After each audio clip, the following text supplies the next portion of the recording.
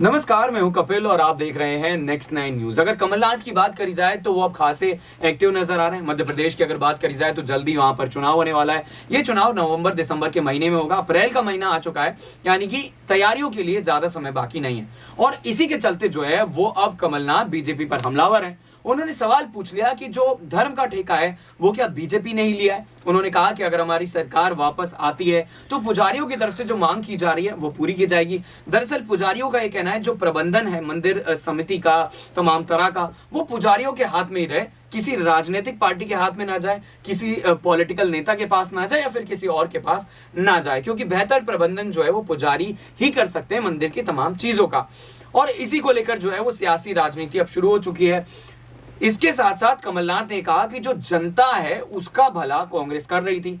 साल 2018 में सरकार आती है, साल 2020 में गिर जाती है, लगभग 15 महीने की ये सरकार रहती है।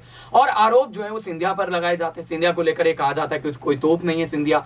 अब तोप है या नहीं ये कहीं ना कहीं जनता बताएगी चुनाव में। लेकिन उससे पहले कमलनाथ जो है वो ना सिर्फ बीजेपी पर हमलावर हैं बल्कि कहीं ना कहीं सिंधिया पर भी हमला करते हुए नजर आ रहे हैं। अब ऐसे में यह देखना होगा कि क्या सिंधिया बीजेपी की नैया पार लगा पाते हैं या फिर कमलनाथ पर जनता भरोसा करती हुई नजर आएगी।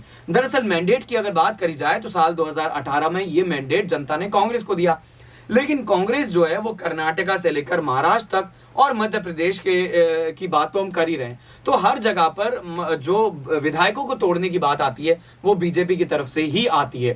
अब ऐसे में आपको ये भी बता दें कि मध्य प्रदेश में इंदौर के अंदर एक मंदिर था। ये मंदिर की जो जमीन है वो यकायक धंस जाती है और इसमें कहा जाता है कि बड़ी संख्या में लोग घायल हैं और कई लोगों की जान चली गई है। कमलनाथ जब मिलने जाते हैं लोगों से तब उन्हें यही भरोसा दिलाते हैं कि देखिए 7 दिन हमने जो है वो सरकार को दिए, 7 दिन के अंदर अगर सरकार कोई फैसला नहीं लेती है, मुआवजा नहीं देती है, तो हम कोर्ट की तरफ जाएंगे। और उनकी ये जो मांग थी वो मांग जायज थी। उन्होंने कहा कि अवैध अतिक्रमण हो रहा है और ये भी कहीं ना कहीं हटाया जाए। यानी कि कमलनाथ जो है जो धर्म की राजनीति बीजेपी कर रही है अब इसी पर वो भरोसा जताते हुए नजर आ रहे हैं।